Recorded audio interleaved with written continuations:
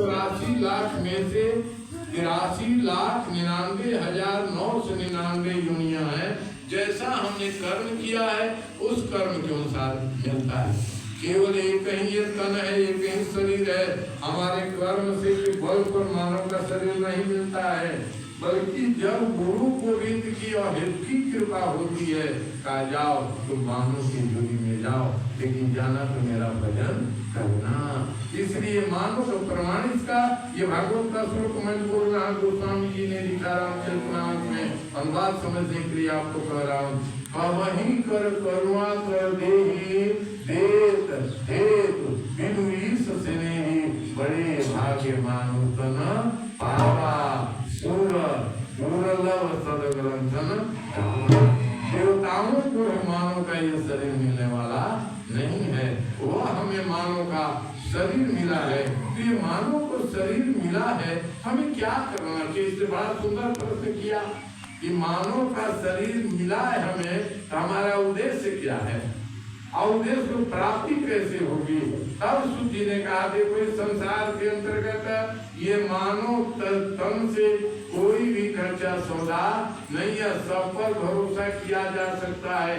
1 घंटा, आधा घंटा, 2 घंटा के लिए भरोसा किया जा सकता है, लेकिन मानव तन पर भरोसा पल भर भी नहीं किया जा सकता है।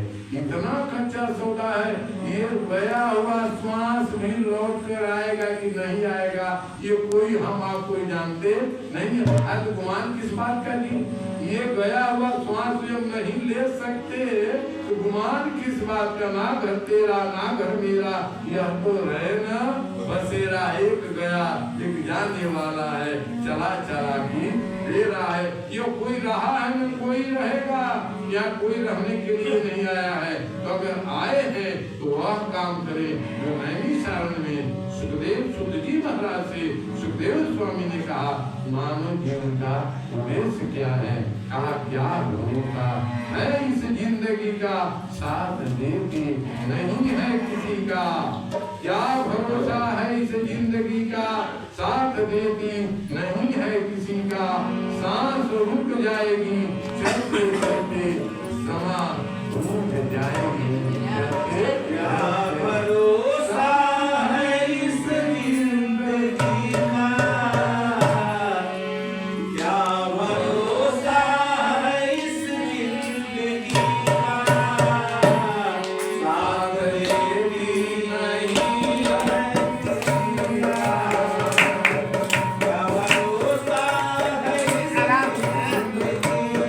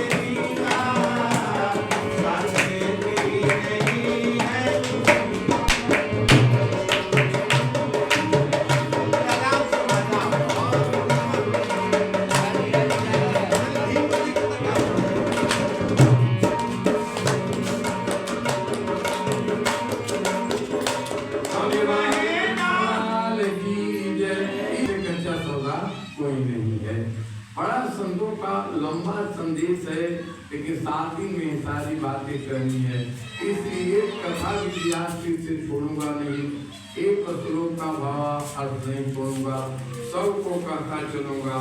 कहा ये जिंदगी सावधान बड़े भाग से जिंदगी क्या समझते हो?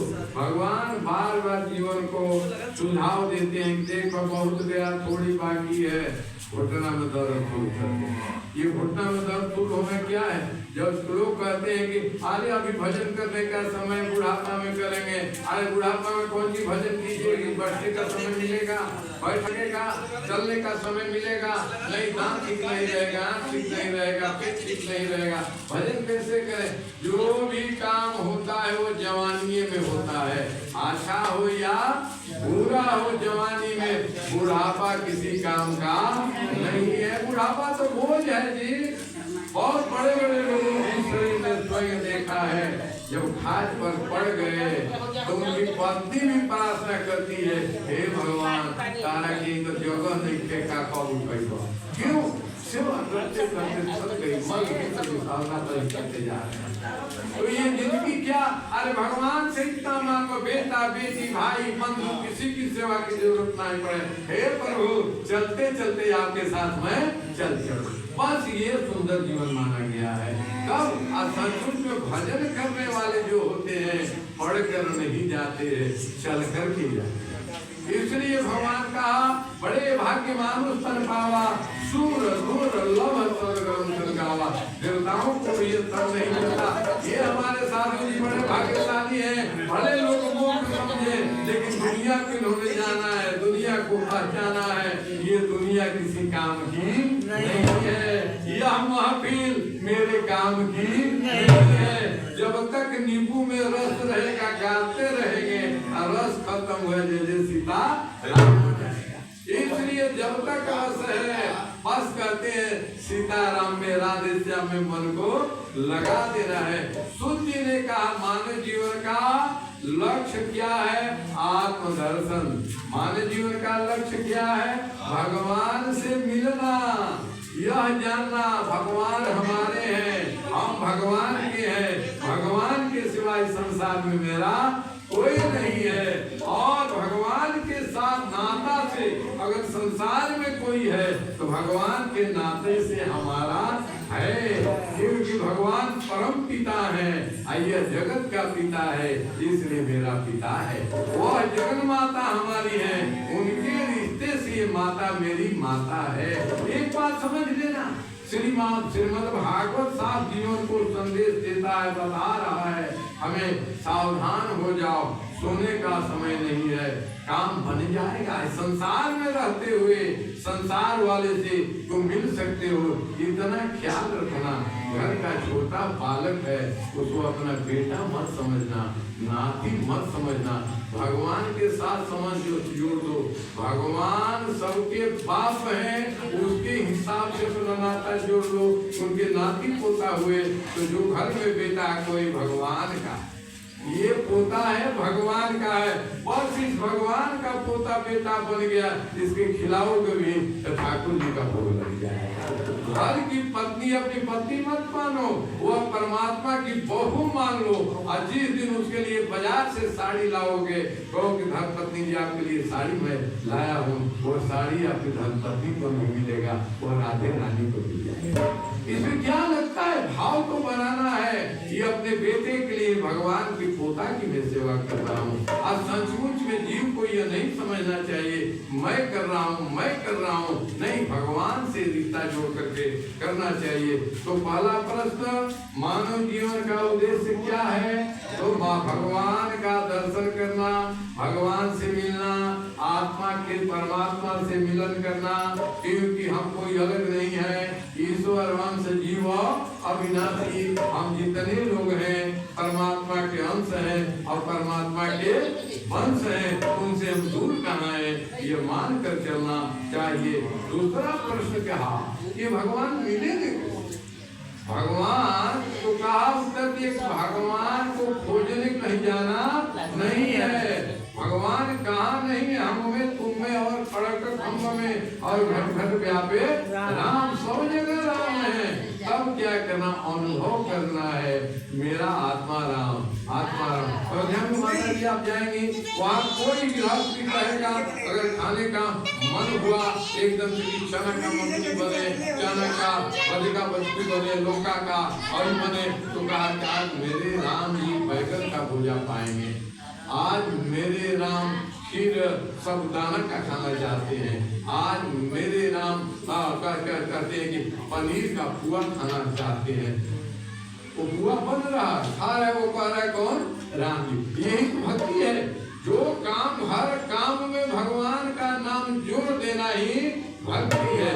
वृंदावन में जाओगे सब रिक्शा वाला भी अब तो कम चलता है, ये नहीं ध्यान के उधर नहीं, राधे राधे राधे राधे राधे राधे राधे, एक पल नहीं जाता उसके जीव में राधा नहीं होती।